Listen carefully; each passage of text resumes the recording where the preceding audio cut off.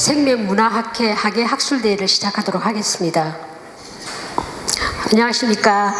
저는 그 학술대 일부 사회를 맡은 신한대학교 간호학과 김순옥 교수라고 합니다. 더운 날씨에도 불구하고 이렇게 참석해 주셔서 너무 감사드립니다. 이번 그 학예 학술대회는 2021년 상생문화학산 생명 살리기 교육 사업인 소중한 생명 함께해요 청년 여성의 자살에 대하여 생각하다 주제로 한국 종교인 연대와 함께 공동으로 개최하게 되었습니다. 우리나라 그 자살률은 2019년 기준으로 인구 10만 명당 26.9명으로 이제 감소 추세에 있다고 합니다. 그런데 최근 들어서 그 청년과 여성의 자살률은 오히려 지금 이제 증가를 하는 것으로 일단 나타났기 때문에 이번 생명문화학회에서는 그 한국 그 종교인 연대와 함께 일단 공동으로 청년 여성의 자살에 대해서 일단 생각하다 주제로 학술대회를 개최하게 되었습니다. 아무쪼록 오늘 그 학술대회를 통해서 청년과 여성의 자살 예방을 위한 다양한 방안들이 일단 모색되기를 기대하면서 지금부터 학술대회를 시작하도록 하겠습니다. 신한대학 굴지에 우리 한국 대학 교육을 선도하고 있는 대학인 것 같습니다. 저는 처음 왔습니다만은 너무 환경도 좋고 또 교육을 선도하는데 특별히 우리 생명 존중, 생명 사랑, 생명 지킴 운동의 선두에서 주신 생명문화학회 임승희 교수님께 감사드리고 또한 더불어서 유수현 이사장님 그리고 박영덕 우리 부총장님께 거듭 감사드리면서 우리 학회 여러분들도 감사드립니다. 오늘 이 주제는 청년 여성의 자살에 대해 생각한다는 매우 시적절한 주제라고 생각이 됩니다. 코로나가 2019년도 시작이 돼서 1년 후 2000년도, 2021년도 이제 코로나로 인한 그 우울과 불안 증세로 인해서 자살이 우리가 특히 20대 청년, 40대 여성들에게 지금 뭐랄까 증가되고 있습니다. 그런 시적절한 시기에 청년과 여성 문제에 대해서 우리 학회에서 선도적으로 연구해 주시고 또 그걸 통해서 예방해 주시고 어떤 방안을 모색해 준 데서 더욱 감사를 드립니다. 코로나19가 앞으로 더욱더 백신도 있고 개발에 대해서 뭐 전진적으로 이렇게 좋은 환경이 되리라고 저는 생각되지만 그러나 이건 확신할 수 없습니다.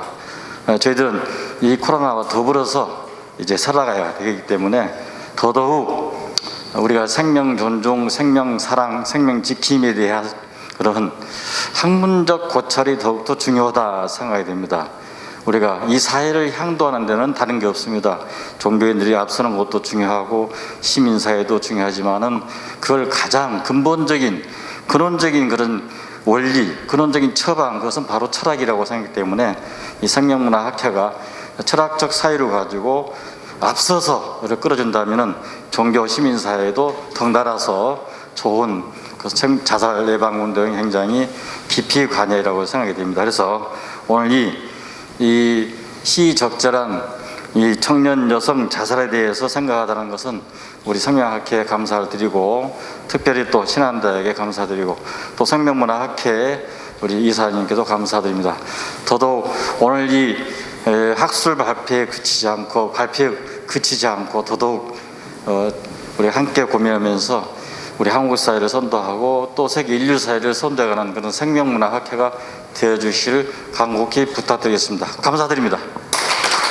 오늘 유수연 우리 학회 회장님, 이사장님이시죠?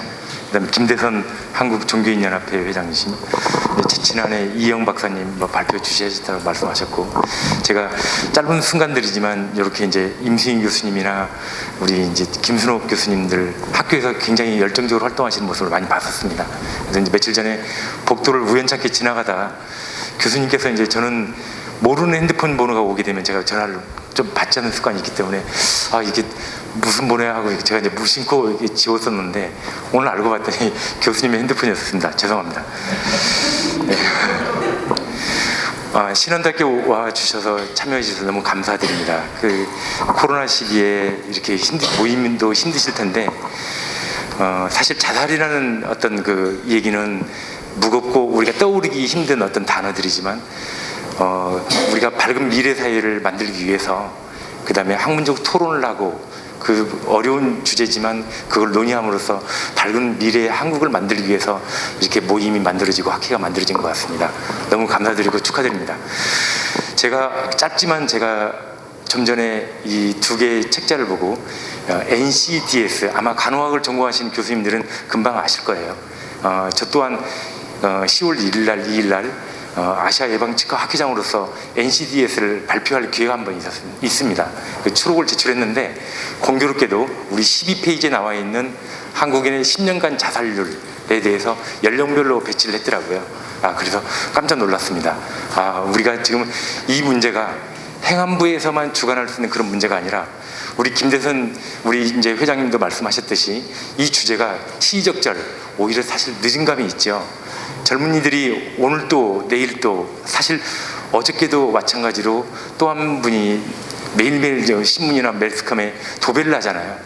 우리 자녀들 갖고 어떤 그런 문제들이 결코 나만의 문제가 아니지 않습니까?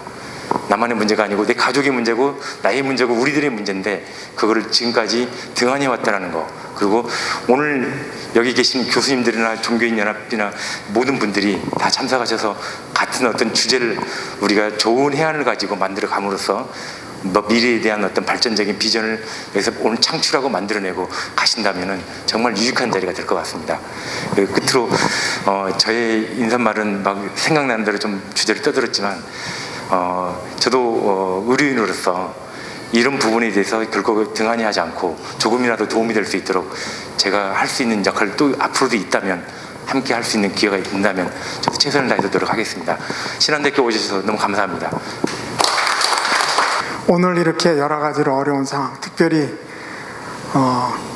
코로나 확진자가 1000명이 넘는 어쩌면 상당히 위급하기도 한 그런 상황 속에서도 이렇게 좋은 장소를 대해 주시고 축사도 해 주시고 그냥 안 오시고 또 냉커피도 이렇게 준비해 주신 우리 부총장님 감사드립니다. 또 이 종교인연대가 이런 귀한 자리를 마련해서 저희들과 함께 할 수 있게 된 것을 너무 감사드리고 우리 김대선 대표님께 감사드립니다. 아까 인사를 다 했는데 한 분을 중요한 분을 빼셨는데 우리 윤정현 대표님 공동연대 윤정현 대표님 네 박수 쳐주세요.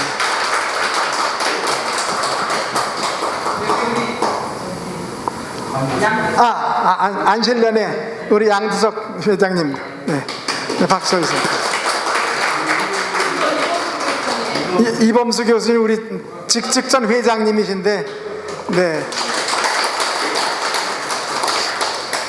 원래 이 결정적인 순간에 세 분만 따로 부각시키느라고 그러셔가지고 우리 생명문화학회는 사실은 생명 존중 문화를 확산시키기 위해서 학술적으로 그 기초를 연구하고 또 이걸 확산시키고 하는 일을 하기 위해서 조직이 된 학술단체입니다.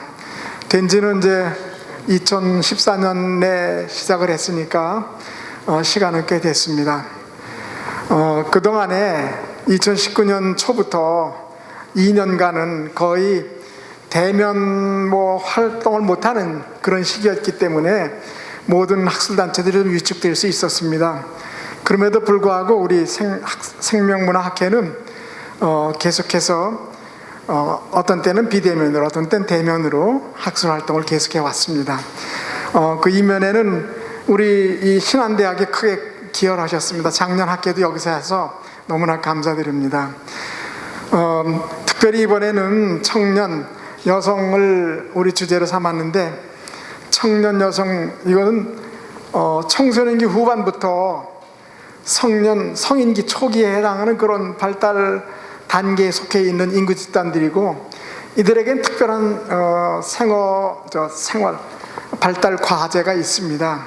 그것은 우선 자아 어떤 정체성을 확립하는 시기이고 또 의존적인 존재에서 독립적인 존재로 새롭게 이제 그 바뀌어 나가야 되는 그런 귀한 시기이기도 하고 또 이 시기는 이성에 대한 안정적인 자기 표현과 이성과의 안정적인 어떤 대인관계 형성도 이루어져야 될 것이고 또 직업을 얻고 독립생활을 할 수 있는 준비를 갖추는 것 그 외에도 정치 사회적으로 자기의 인식을 굳건히 하는 그런 귀한 과제를 가지고 있는 시기가 청년기입니다.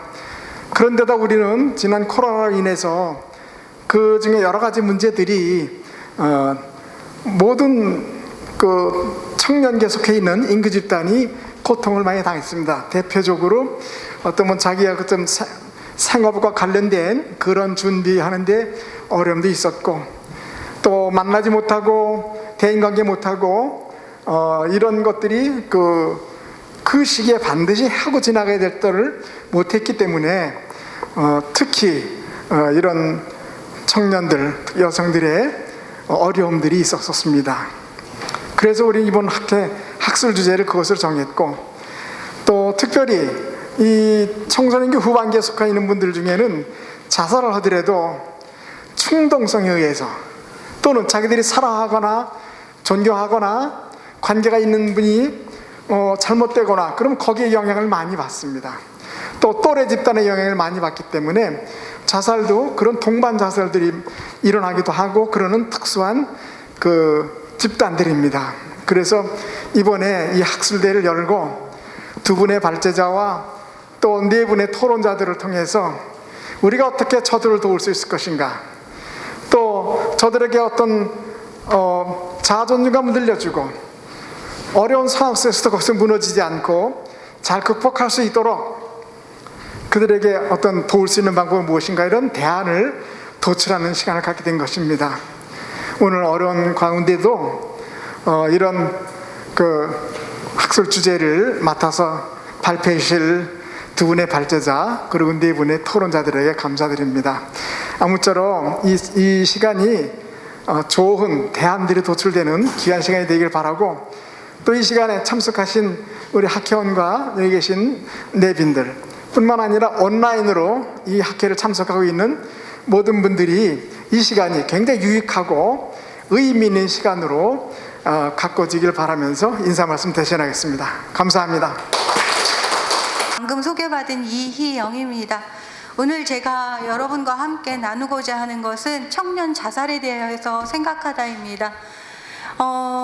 그동안 저희가 자살률이 노인층이 굉장히 많았던 관계로 노인 분야에 관한 그 연구라든지 이런 서로 간에 이 나누는 시간들이 많았다면 이제 그 청년층에 대해서 이야기하려고 합니다. 솔직히 코로나가 빈부의 격차를 그리고 건강과 상관없이 그리고 뭐 계층과 상관없이 모두에게 동일했다고 하지만 그러나 막상 코로나가 우리에게 닥쳐왔었을 때 우리에게 있어서 피해를 많이 본 계층을 정확하게 우리는 이번에 경험할 수가 있었습니다. 그런 가운데 우리가 이번에 주목해야 된 계층이 청년 계층이라고 말할 수가 있습니다. 그래서 저는 이번에 그 청년 계층에 관한 부분을 이야기하기 위해서 그러면 청년들에 관해서 먼저 이해를 하고 싶었습니다. 지금 2021년을 살아가는 우리의 청년들의 모습은 어디인가를 보기 위해서 인구사회학적 어떤 부분에 관한 것, 경제적인 그 다음에 정신적인 부분에 관한 이 2021년 살아가는 청년층이 어떠한 모습으로 지금 살아가고 있는가를 좀 봤고요. 그 다음에 이 코로나가 이 청년층에 관해서 어떠한 변화들을 겪었으면서 그리고 우리의 지금 이루어지고 있는 자살, 이 청년 자살에 관한 요인들 그리고 대책 방안들과 함께 바라보는 가운데 이 가운데서 나타나는 시작점을 찾아보면서 맺으려고 하였습니다. 그러면 먼저 제가 저희 책 여기 6페이지에 있는 책을 갖다가 같이 보시면서 한번 살펴보는 시간을 갖도록 하겠습니다. 저희가 청년이라고 말을 하고 있는데 청년 그러면 대부분 20대와 30대를 말합니다. 20대와 30대라는 건 1980년대 초반에 태어나서 그리고 2000년대 초반에 태어난 이런 것을 말할 수가 있겠죠. 이렇게 1980년대 초반부터 2000년 초반에 출생한 이 20, 30대 세대를 우리는 MZ세대라고 지금 말하고 있습니다. 이들의 특징이 있어요. 유년 시절부터 디지털 환경에서 성장해서 굉장히 신기술에 능숙합니다.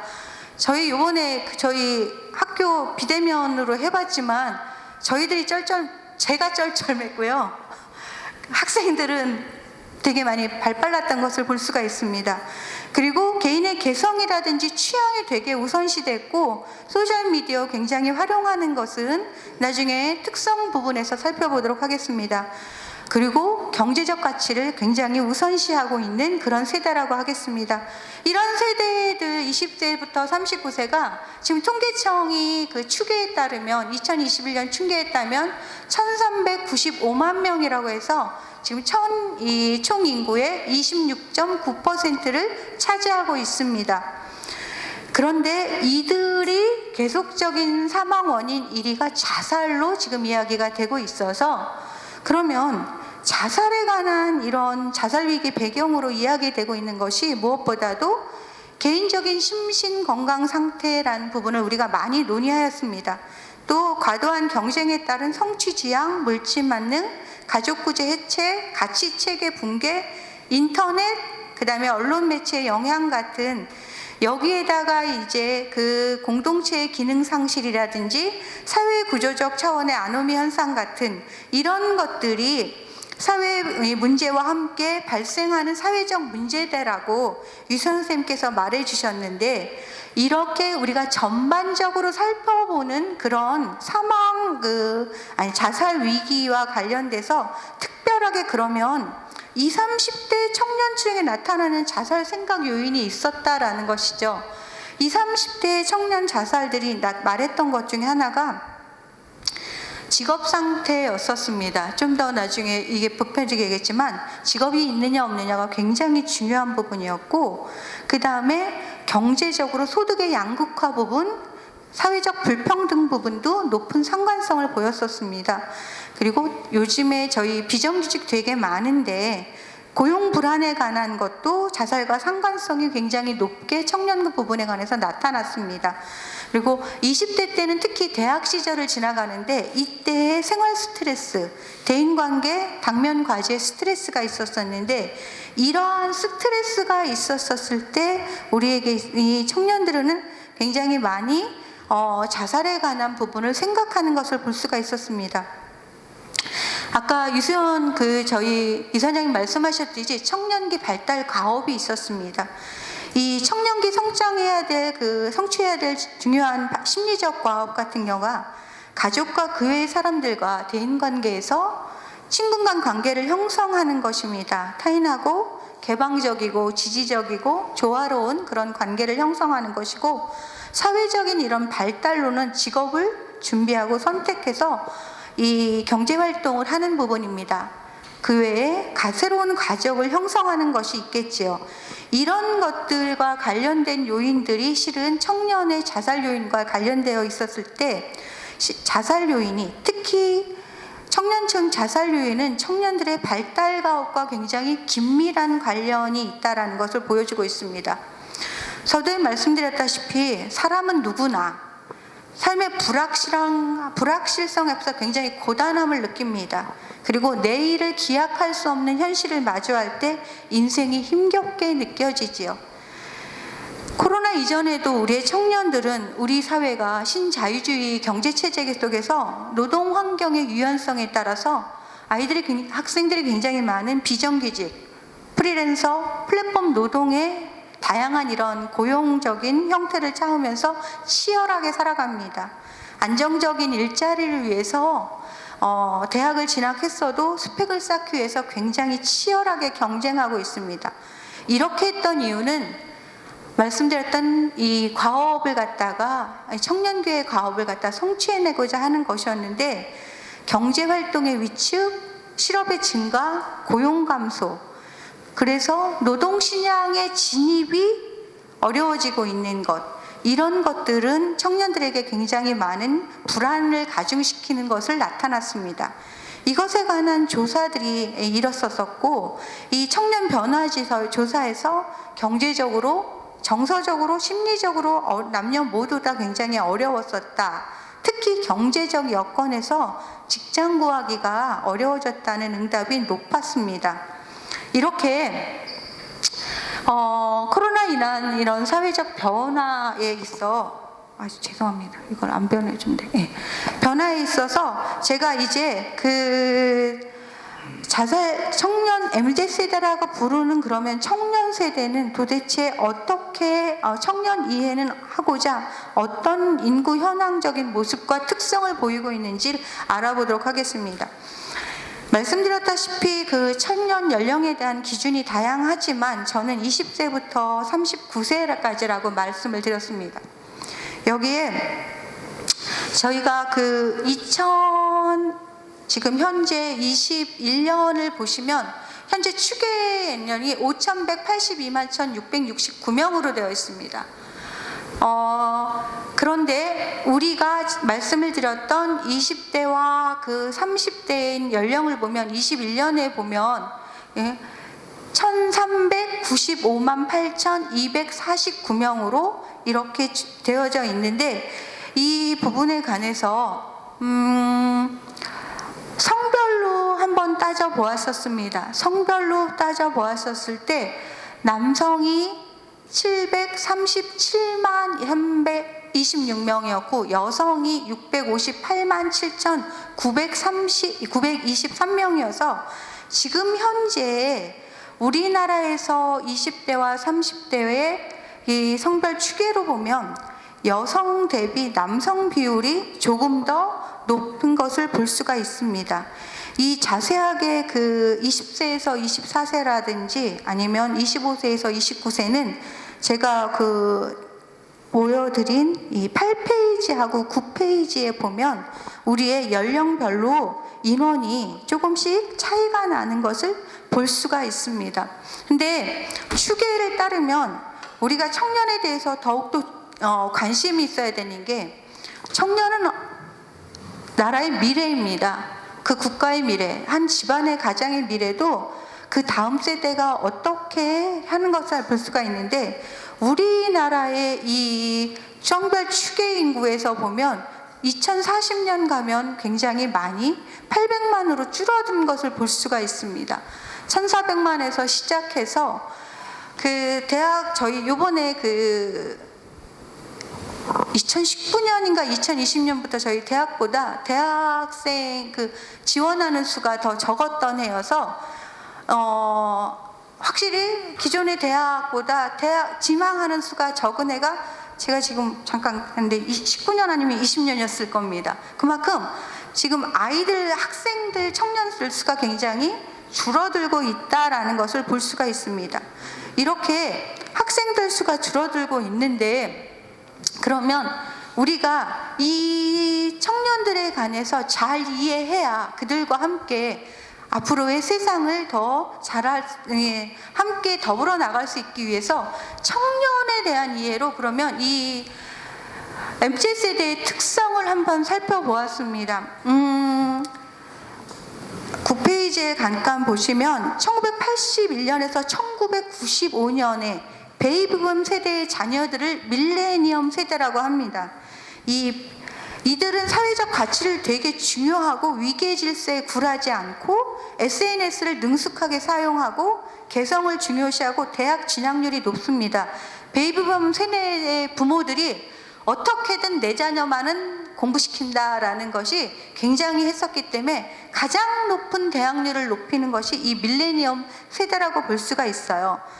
그 다음에 1996년 이후에 태어난 세대가 Z세대인데, 이 Z세대라는 건 20세기 말에 태어났다. 그래서 ABCD 끝에 Z를 붙여서 Z세대라고 했습니다. 아까 밀레니엄 세대는 그래도 그 아날로그 문화를 조금 경험을 했어요. 그런데 이 밀레니얼 세대와 다르게 완전히 태어날 태어날 때부터 이 디지털 세대였기 때문에 이들은 조금 더 다른 차이를 보인다면 불분명한 미래 대비보다 굉장히 현재의 그런 집중하는 것을 보입니다. 근데 이 밀레니얼 세대이든 Z세대이든 이 MZ세대의 이 공통성으로 무엇이냐면 다 모바일, 스마트폰, 태블릿 같은 것을 우선적으로 사용합니다. 그래서 일상적으로 스마트폰을 사용하고 스마트폰, 아니 페이스북, 트위터, 유튜브 등 소셜 네트워크 서비스 기반에 굉장히 친숙합니다. 요즘에 누가 TV를 보냐라고 말을 합니다. 청년들은 누가 TV를 보냐? TV 세대가 아니다라는 것입니다. 이 모바일 세대라는 것이죠. SNS 세대랍니다. 그래서 이들은 굉장히 SNS 기반한 미디어에 굉장히 친숙합니다. 그리고 혁신 서비스에 대한 혁신적인 것에 거부감이 굉장히 낮고 이런 상호작용이나 멀티태스킹에 굉장히 능숙한 그런 특성을 보이고 있습니다. 그래서 강력하게 소비적인 이런 그런 주체를 하고 있는데 이들과 관련된 부분에 있어서 특히 우리가 아닌 자기애를 갖다가 되게 중요시하고 자기 만족을 중요시합니다. 자신이 원하는 것에 대해서는 시간과 돈을 아끼지 않습니다.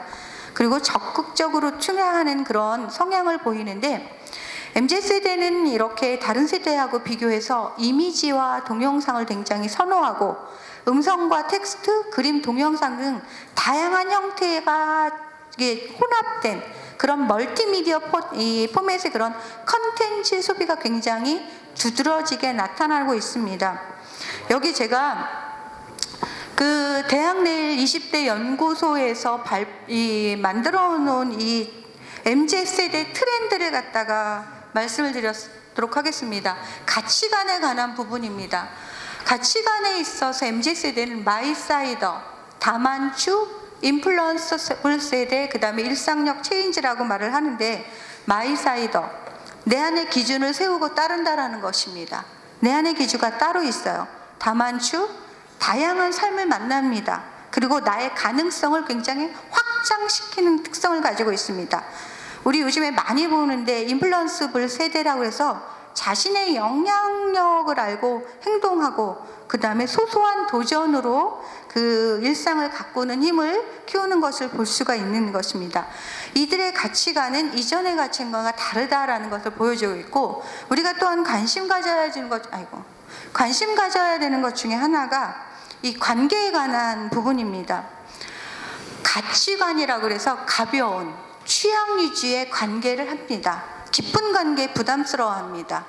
함께하는 거 되게 어려워하고 그럼에도 불구하고 프렌드라고 해서 온라인에서는 누구와도 서슴없이 친구가 됩니다.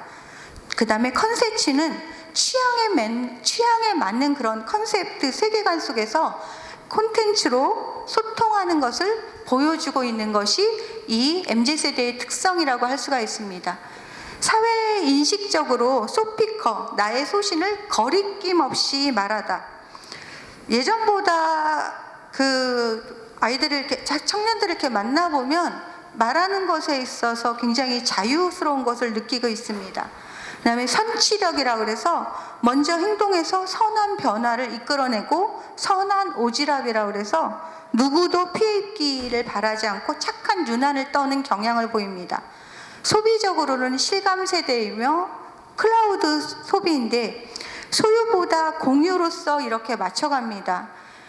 세컨슈머라는 게 지속 가능한 삶을 살기 위한 대안을 찾아 즐기다라는데 여러분 요즘에 가장 핫한 것이 당근마켓입니다. 청년들이 이 당근마켓 활용도가 굉장히 뛰어납니다. 그리고 그 안에서 자기네들의 소통이 굉장히 많이 일어나고 있음을 보십니다. 어른들이, 그러니까 말하자면 전 세대가 말한 절약과는 개념이 좀 다른 것입니다. 여기에 가치 창출이 이루어지는 것을 볼 수가 있는데 이런 것들이 MZ세대라고 특성을 볼 수가 있겠습니다. 이러한 특성을 가지고 우리 인구의 26.1%를 지닌 청년들, 그러면 이런 청년들의 지금 현재 자살 실태를 보도록 하겠습니다. 이 사망 원인 통계가 2019년 것까지 나와 있습니다. 매달 6월 말쯤에 이 정확한 발표를, 작년도 거를 발표를 하더라고요. 그래서 이렇게 보시면 2009년에 자살자 수는 15,412명이었고 2019년에는 13,799명입니다. 여기에 보면 이 자살률을 볼 수가 있는데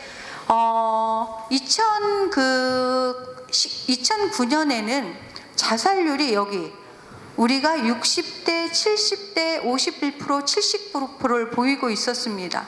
그러다가 2019년 보면 여기에 떨어져 있는 것을 볼 수가 있어요. 33%, 33%. 이 굉장히 높았던 데가 많이 떨어져 있는 80%, 79%에서 46, 51에서 33%로 굉장히 현격하게 그래도 떨어져 있는 것을 볼 수가 있는데 문제는 여기입니다. 우리가 20대에 보면 25.3에서 그러면 이 정도 떨어졌으면 한 15%까지는 떨어졌어도 돼야 되지 않는데 여기가 저희가 19.2%로 30대는 31%에서 26.9%로 떨어져 있는 것을 볼 수가 있습니다.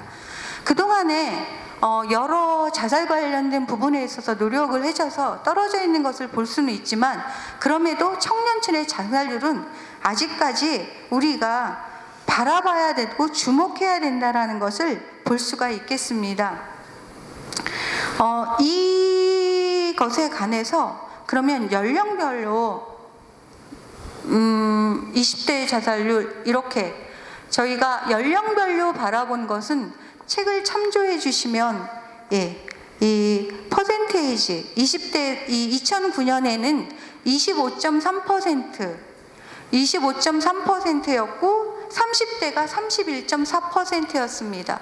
그러다가 이즘 2019년에 30대가 26.9%, 20대가 19.2%에서 그래도 감소하다가 다시 증가하는 것을 지금 보여주고 있다. 청년들의 자살률을 갖다가 보여주고 있습니다. 그러면 이러한 청년율의 자살에 관해서 또 우리가 눈여겨봐야 되는 것 중에 하나가 이 구성비와 관련된 것입니다. 여기 이 10대와 20대, 30대가 다 자살률 1위로 되어져 있는데 2위와의 차이입니다. 2위와의 이 차이가 여긴 11%가 되어 있고 여긴 51%가 되어 있습니다. 여기는 11.1%가 되어져 있다면 여기는 51.% 이렇게 되어져 있어서 39%로 되어져 있어서 그 30대의 18.9%와 이 30대의 39%를 보면 1위와 2위의 이 사망 원인, 사망 구성비가 굉장히 심각하게 차이를 보고 있다는 것을 볼 수가 있습니다. 이렇게 지금 현재 일어나고 있는 이 사망, 자살에 관한 실태를 봤다면 그러면 자살 요인에 관해서 보겠습니다. 2013년에서 2017년에 경찰 수사 기록이 있어요. 이 자살 사망자, 자살 원인을 갖다가 크게 세 가지로 나타났는데 하나가 36.1%가 이 정신문제로 나타났고요. 그 다음에 두 번째로 19.5%가 경제 문제로 나타났고 그 다음에 세 번째가 이 신체 문제로 나타났었습니다. 이렇게 세 가지 중에서 그러면 여기에 있는 정신 문제에서는 어떤 부분이 가장 컸느냐면 우울에 관한 부분이 46%로 굉장히 높게, 그 다음에 수면장애가, 그 다음엔 불안장애가 정신건강 문제에 있어서 상당히 높은 비중을 차지하고 있었다라는 것이고요. 그 다음에 경제와 관련돼서 크게 요인으로 잡았던 것은 부채 문제였었습니다. 두 번째가 임금의 소득의 이 감소에 관한 부분이었고 세 번째가 무직이라는 부분이 여기에서 나타나는 것을 보여줄 수가 있습니다. 이렇게 자살과 관련된 요인이 있었다면 그러면 우리에게 있어서 여성 청년들은 특히 여성 20대 청년들은 어떻게 자살이 가장 큰 문제로 자살을 갖다가 말하는가를 볼 수가 있는데, 가장 큰 건 20대에서 여성 청년에게 있어서는 정신과적인 문제였었습니다. 그 다음에 두 번째로 나타나는 것이 경제생활 문제였었고요. 그 다음에 세 번째가 남녀 문제로 나타나는 것을 볼 수가 있습니다. 20대가 지니고 있는 어떤 말씀하신 발달 가업에 관해서 이성과에 관련된 부분이 있다 보여지고 있고요. 그 다음에 새롭게 이 시작되는 경제활동 부분이 있을 수가 있다라고 볼 수가 있겠습니다. 이 20대 여성 청년과 달리 30대는 조금 다르게 나타나는데, 30대도 역시 마찬가지로 정신과적 문제가 가장 컸고요. 그 다음에 경제생활 문제였다면 30대에서는 아까 말한 남녀 문제가 아닌 가정 문제가 부각되는 것을 볼 수가 있어요. 우리에게 있어서 시사하는 바는 이때가 되면 저희 30 초반이 결혼이 시작이 되고 양육이 되고 가정에 관련된 부분이 있기 때문에 여성 청년들에게 있어서 가정 문제가 드러난다라는 것을 보여주고 있다라고 할 수가 있겠습니다. 이렇게 여성 청년에 관한 부분이 있었다면 이제 남성 청년에 관한 부분을 보도록 하겠습니다. 남성 청년은 비율이 여성 청년의 그 정신과적인 부분보다는 좀 낮지만 남성도 역시 정신과적인 부분이 많이 크게 나타난 것을 볼 수 있고, 그 다음에 2위를 달리는 게 경제 문제였었습니다. 그 다음에 세 번째로 드러난 중에 하나가 이 직장에 관련된 업무상에 관련된 문제로 여성의 20대와 차이가 있는 것을 볼 수가 있었습니다. 남성 청년의 이 30대를 갖다 보면 이때라면 가장 극명하게 드러나는 것이 이 경제생활 문제라는 것을 보여주고 있습니다.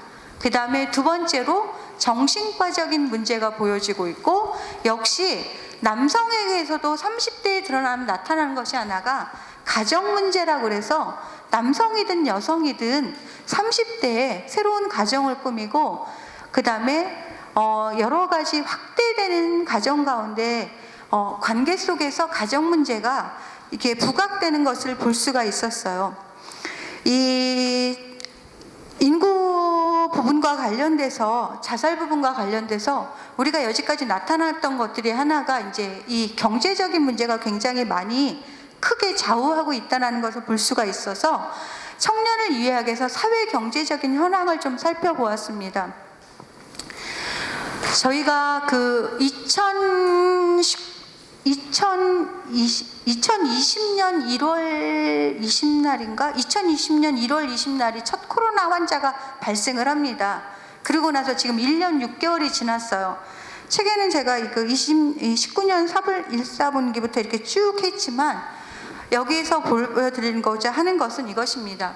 그 당시 연령에 있어서 20대에서 2,000이게가 1000만, 10만, 100만, 641만 7천 명이고요. 731만 4천 명이 이렇게 인구가, 청년층의 인구가 있었는데, 이 인구들이 이렇게 있었을 때 이 약간 인구는 그동안 조금씩 달라집니다. 저기 좀 더 자세한 거는 그 책자를 보시면 인구 변동이 있습니다. 제가 보여드리고자 한 것은 이 2019년 1사분기의 실업률은 9.6%였습니다. 이 시작된 거는 8.1%로 서서히 그 현황이 나타나기 시작을 합니다. 그러다가 이번 연도의 1사분기 실업률은 9.7%로 실업률이 더 상승한 것을 볼 수가 있습니다. 무엇보다도 심각하게 보여주는 것이 고용률입니다. 고용률이 57.5%에서 지금 55%입니다. 이때가 학교를 졸업하고 대학이 이제 졸업을 하고 시작되는 단계인데 고용률이 떨어지고 있다는 것을 보여주고 있습니다.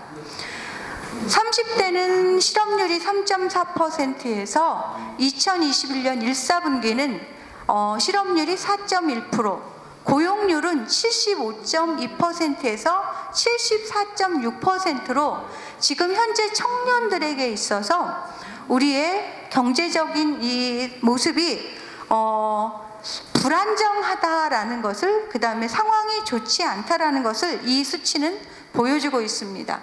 이 수치가 변동되는 것을 그래프로 보여드린 거였고요. 또 하나 우리가 그 심리 정서적인 것과 함께 말해지는 것 중에 하나가 1인 가구라고 볼 수가 있습니다. 우리나라의 2019년 기준 전체 1인 가구는 614만 7,517가구입니다. 총 2,034만 3,188가구 중에서 30.2%를 차지하고 보이고 있어요. 이렇게 30.2%인데 여러분 여기를 보시다시피 이 1인 가구가 2015년 1인 가구에서 2019년 1인 가구에 보면 지속적으로 상승하는 것을 볼 수가 있습니다. 이 1인 가구는 앞으로도 추세적으로 전 연령층에 상승이 되고 있는 것을 보여주고 있는데, 그 가운데서도 20대와 30대도 여전히 꾸준히 1인 가구가 지금 많아지고 있다. 청년의 1인 가구에 관해서 고민해야 될 것을 지금 말해주고 있다라고 볼 수가 있습니다. 아까 우리 그 자살 요인에 관해서 부채에 관한 부분이 나왔는데, 청년 부채와 관련돼서 대표적으로 말하는 것이 학자금 대출이라고 볼 수가 있을 것 같습니다. 이 학자금 대출이라는 것을 볼 수가 있는데, 2013년에 이 학자금 대출이 이게 억, 10억, 100억, 1000억, 조, 1조 7,811억 원이었습니다. 그렇게 하다가 2020년에는 이렇게 점점 학자금이 대출액이 좀 취업 후 상환 대출액이 나고 있는데, 그럼에도 불구하고 굉장히 많은 대출이 이루어지고 있는데, 일반 상환 학자금 연도별 대출액도 보면 2011년에 이 1조 5,930억에서 지금 2020년에는 8,940억 원으로 나타나고 있습니다. 이렇게 여전히 그 대출이 많은데, 그러면 학생 수에 비해서 어느 정도가 다들 대출을 하느냐를 봤었습니다. 여기 학생 수가 있는데 보면 2013년엔 262만 5,220명의 재학생 대비해서 17%의 학생들이 대출한 것을 볼 수 있습니다. 우리들의 학생들이 아직 사회생활을 시작하기 전에 빚을 받는 친구들이 10명 중에 2명 가까이가 빚을 안고 인생을 살아가고 있다. 20살이 넘어서 라는 것을 보여주고 있는데, 이렇게 시작하면 그러면 이들이 나중에 부채로 갚지 못하는 비율을 갖다 살펴봤습니다. 여기에 보면 연체율이 나오고 있어요. 대출 연체율입니다. 대출 연체율이 4%에서 2016년에 4.01%의 연체율, 그 다음에 2018년에는 4.74%의 그 연체율을 보여주고 있습니다. 책자에 보시면 이것에 관한 근거를 조금 더 자세히 보실 수가 있겠고요. 이 빚을 연책을 지고 있는 학생들이, 그리고 취업하고 나서도 지금 청년들이 있다라는 것을 보여주고 있는 상황입니다. 이렇게 청년들이 이 사회 경제적으로 현황은 지금 좋지 않고 1인 가구의 수는 늘어나고 있고, 대출을 받아서 현재 지금 빚을 지고 있는 이 현황들이 있는데, 그러면 이렇게 살아가고 있는 지금의 청년들의 정신 건강은 어떠한가? 서울시에서 이 정신건강 관련해 갖고 건강보험심사평가원 그 빅데이터를 활용해서, 시스템을 활용해서 알아본 게 있습니다. 여기에 보면 우리의 청년들에 관한 모습인데, 2016년에 관해서 우울증 청년들, 스트레스 청년들, 불안장애 청년들이 2019년에 알아봤더니 이렇게 증가가 33%, 42%, 46%로 코로나 아니었어도 지금 우리의 청년들이 굉장히 우울과 스트레스와 불안이 늘어나고 있다는 것을 보여줬습니다. 그리고 2020년을 갖다가 살펴보았더니 이 이게 20대, 30대, 40대, 50대, 60대의 이 연령별 불안, 그 다음에 우울에 관한 위험군을 갖다 보았는데, 여기에서 봤었을 때 가장 높은 갖다가 우울과 불안을 차지하는 층들이 굉장히 20대와 30대가 여느 그 연령층보다 굉장히 높은 것을 이 서울시 통계에선 보여주고 있었습니다. 특별히 이번에 그 자살 생각률에 관한 것들도 이 3월, 6월, 9월, 12월 해가지고 조사했는데, 이 부분도 이 높아지고 있는 현황을 이렇게 우리의 정신 건강이 지금 좋지가 않다라는 것을 데이터로 나타난 것을 볼 수가 있습니다. 이렇게 코로나와 상관없이 조사하였다면, 그러면 코로나 이후에 청년들은 도대체 어떤 변화들이 있었나를 살펴보았어요. 청년들이 살펴봤더니 코로나19와 관련된 청년을 대상으로 해서 조사를 했습니다. 특별히 여기에서 청년들이 겪는 변화를 갖다가 말했더니 가장 많이 이야기된 것들이 하나가 구직의 어려워짐입니다. 청년 발달 가업 중에서 이제 경제활동을 시작해야 되는 그런 부분에 있어서 가장 많이 느껴지는 것을 볼 수가 있었고요. 그 다음에 또 많이 이야기해 준 것 중에 하나가 이 인터넷 시간에 이런 개인적으로 증가하게 되었고, 잦은 우울감이라든지, 그다음 절망감 같은 거, 그다음에 여기 가사 돌봄이 증가했다라는 이런 부분, 친구와의 관계가 소원해졌다는 이런 부분들이 굉장히 특별히 이 청년들이 되게 많은 이런 부분에서 어려움을 느꼈다라고 말을 하였는데, 이렇게 여성가족부에서 그 관련돼서 조사한 것 말고 청년재단이 이 조사한 것이 있어요. 취업 준비를 하는 청년하고 청년 대학생 2,000명 가까이를 갖고 이 부분에 관한 것을 준비했더니 5가지 분야에 관해서 했습니다. 취업 준비, 그 다음에 취업, 그 다음에 인간관계, 건강, 삶에 관한 만족도를 갖다 했는데, 이 중에 관해서 이야기 내렸던 것 중에 하나가 굉장히 부적이다. 취업에 관한. 그리고 여러분, 저희 때 취준생이라는 층이 존재하지 않았습니다. 근데 지금은 취준생이 하나의 계층처럼 존재하고 있습니다. 정말 청년들에게 있어서 굉장히 많은 취업에 관한 이야기를 하고 있는 것 같습니다. 그 다음에 가족과 인간관계에 관한 어려움을 갖다가 51%가 이야기를 했어요.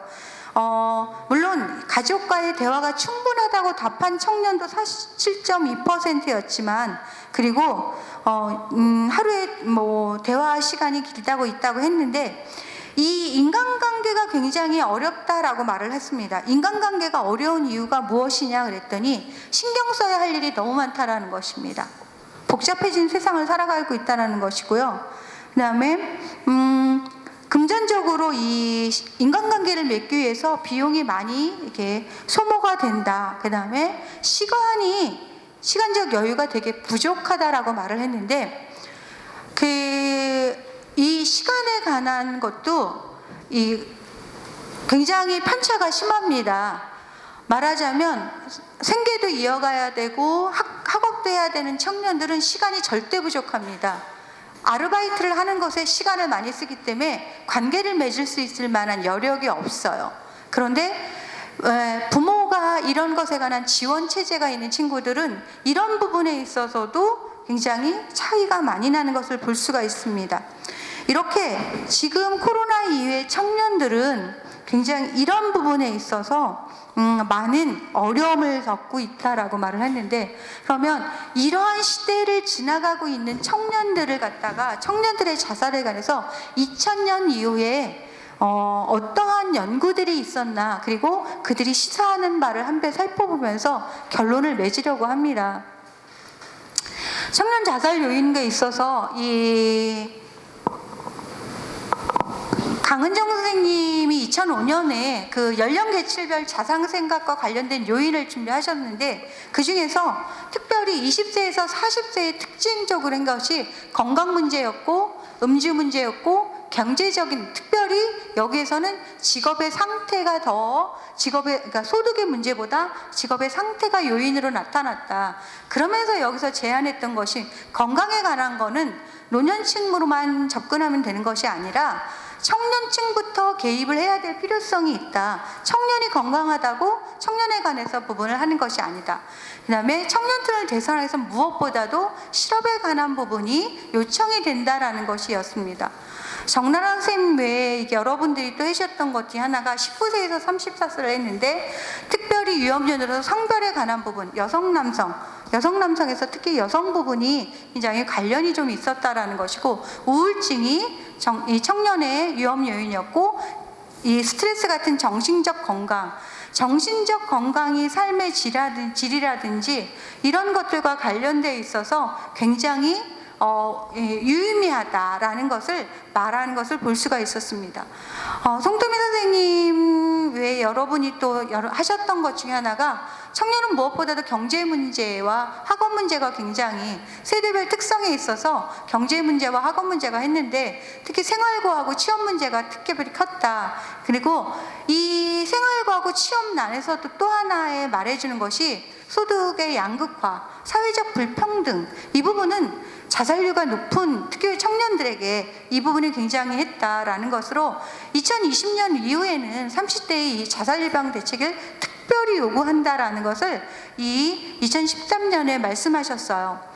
그 다음에 김재원 선생님 외에 하셨던 것이 20세에서 35세인데, 이분은 했던 것이 고용불안정이 자살과 관련된 부분이었는데, 이 청년의 실업 문제는 굉장히 자살 부분에 있어서 굉장히 밀접하다. 무엇보다도 전 연령층에 있어서 이 안정적인 고용정책이 필요하다. 우리나라가 지금 고용불안정이 굉장히 심한 부분에 있기 때문에 이 부분은 더욱더 요청되는 이야기를 했습니다. 박영희 선생님 같은 경우도 우울, 자존감 같은 사회적 지지가 자살 예방에 굉장히 중요한 요인인 것을 말씀하였고요.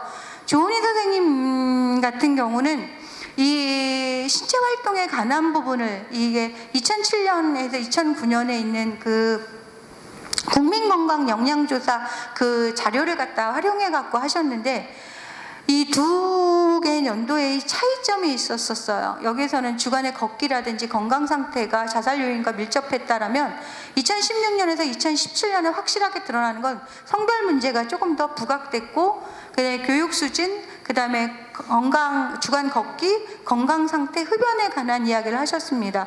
그래서 여기서 제안했던 건 걷기 및 신체 활동을 증가를 위한 프로그램이 적용이 요청된다. 특별히 또 성별에서 사회적인 어떤 역할이라든지 경제적 여건 등에서의 차이가 이 특별히 성별과 관련돼서는 나타나고 있다라는 것을 이야기를 하셨습니다. 그리고 임지혜 선생님하고 김지현 선생님이 하셨던 이 청년층에 관한 위험 요인은 사회 경제적 지위였습니다.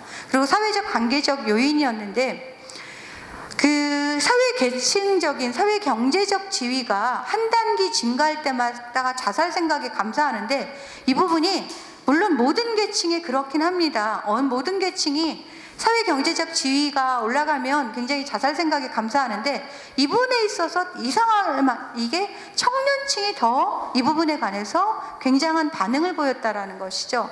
그리고 청년층, 특히 남성에 관련된 부분에서 시사하는 바는, 청년층에 있어서 사회 경제적인 부분이 비록 조금 취약하더라도 이 사회 관계적 가까운 친구와의 접촉 빈도는 자살에 관해서 이런 문제에 관해서 부적으로, 정적으로 영향을 미치지 않고 자살을 할 수 있는 것에 부적으로 굉장히 영향을 미쳤다라는 이런 것들을 했습니다. 이러한 전반적인 지금 앞에서 우리가 살펴본 바와 같은 우리 청년들, MZ세대의 지금의 현황들, 그리고 여러 선생님들이 연구하신 이런 것들을 갖다가 제가 비추어 봐가지고, 결국은 청년의 자살 위험이라는 것은 우리 모두가 인식하고 있지만 개인적인 특성 부분이 분명히 있습니다.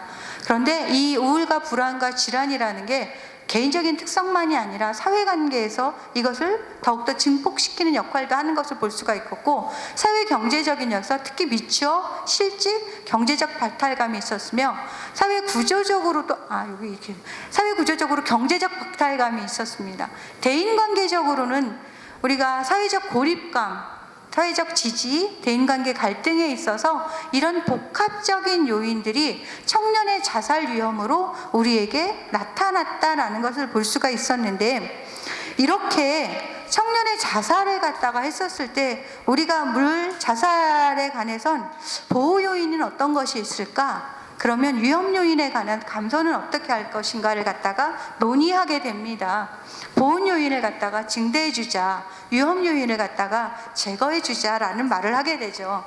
근데 보호 요인 증대에서 굉장히 많은 이야기, 우리가 쭉 이야기 나눴지만 청년 고용 활성화가 굉장히 요청된다라는 것입니다.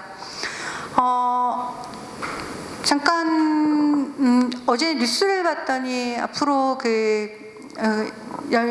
저희 정년 연장이라든지 인구 절벽을 맞이하기 위해서 경제적인 이런 대책에 관한 부분이 있어서 하나의 지금 은퇴하는 베이비부머 세대들을 조금 더 활용하자라는 이야기가 좀 나오고 있다라고 말을 합니다.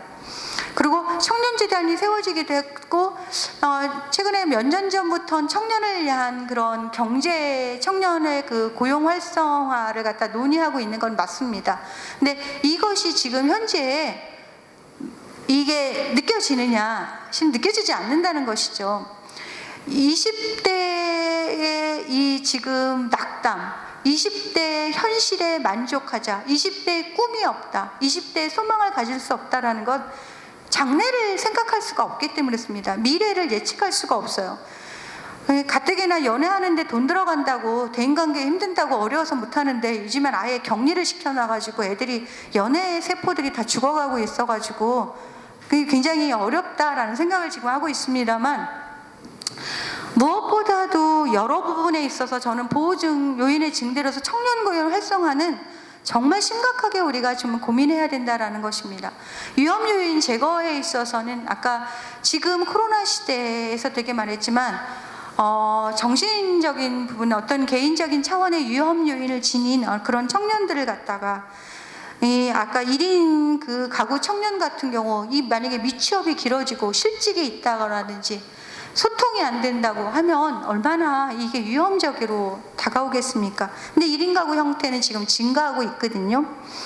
이 사회적인 빈곤층으로 전락할 수 있다라는 지금 이 두려움, 그리고 그러는 가운데 이 소득의 양극화가 굉장히 심각하게 보여져서 역대 삼성전자 역대 최대의 지금 수익률을 올리고 있다라고 말해서 그들 가운데 이런 것들을 보여주는 가운데 얼마나 마음의 괴리감이, 자괴감이 심할까라는 생각을 뉴스를 보면서 생각을 하였습니다. 이렇게 이런 부분에 있어서 개인 차원의 위험 요인을 지닌 청년 발굴을 해줘서 그것에 개입해주고 적극적으로 치료해줘야 된다는 것이 우리 모두가 이야기되는 부분이 아닌가 싶습니다. 여기까지가 일반적으로 이야기하셨던 부분에 관해서 제가 정리한 부분이었고요. 저는 이것을 쭉 살펴보고 난 다음에 제가 제안하고자 했던 자살 예방 전략은 이렇습니다. 디지털 세대의 특성을 고려하라입니다. 디지털 세대의 특성을 고려하라. MZ세대는 굉장히 SNS 활동이 활발합니다. 정보 공유가 굉장히 하고요. 온라인에서는 누구와 관련 없이 소통이 됩니다. 1인 가구여도, 그리고 지금 아까 말했지만 인터넷이라든지 SNS 이거 시간이 굉장히 게임 시간이 늘어났다라고 말을 하고 있습니다. 그리고 요즘에 왜 틱톡 제가 잠깐 근데 요즘에는 아무튼 사진 중심이었었다라는 인스타그램이, 예전에는 지금 인스타 다 합니다. 근데 인스타의 특징은 나 이렇게 하고 있어라는 것을 되게 말해주는 특징을 보고 있습니다. 근데 이런 데에서 틱톡이라는 요즘에 젊은 층에서 소셜 네트워크가 유행하고 있는데, 이 틱톡은 나 이렇게 하고 있어가 아니라 너 뭐 하고 있니? 라는 것으로 변환하고 있습니다. 너 뭐하나 하고 지내니 하면서 이 짧은 동상을 올리면서 영상 중심으로, 사진 중심이 아닌 영상 중심으로 친구들과 소통하는 것을 보이고 있습니다. 제가 조금 아쉽게 생각하는 게, 저희 학회 초기에 시작했을 때 저희 공학적인 접근이라는 것이죠. 융합이라는 것입니다. 이 자살과 관련된 부분에서도 지금 하고 있는 것에 있어서 조금 더 그 미디어의 그 홍보 광고적인 이 측면에 있다든지 아니면 공학적인 게임을 측면을 한다든지 다른 이런 부분에서 이 온라인용 동영상을 갖다 활용하자라는 것입니다. 말씀을 드렸다시피 지금은 이 청년들은 TV 보는 세대가 아닙니다. 모바일에 접속하는 세대입니다. 그리고 창출해지고 특이하고 개성적이고 그런 것들을 즐겨 찾고 알고리즘에 의해서 접근이 가능합니다. 어떤 청년들에 관해서 이 다 알고리즘에 의해서 그들이 다 접속하게 되어 있는 것을 볼 때 우리에게 있어서 생명 존엄의 동기가 부여되는 그런 디지털 특성을 고려한 부분에 온라인용 이런 것을 활용하는 것이 조금 더 요청되지 않는가라는 것입니다.